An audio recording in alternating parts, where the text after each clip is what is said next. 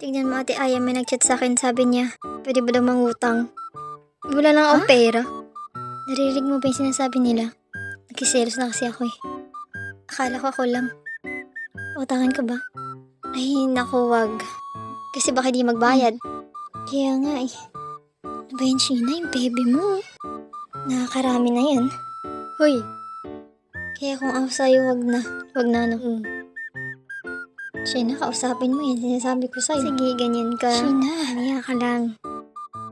Ay, siya lang. Ganda naman. Magkano yan? Ah, ito ba?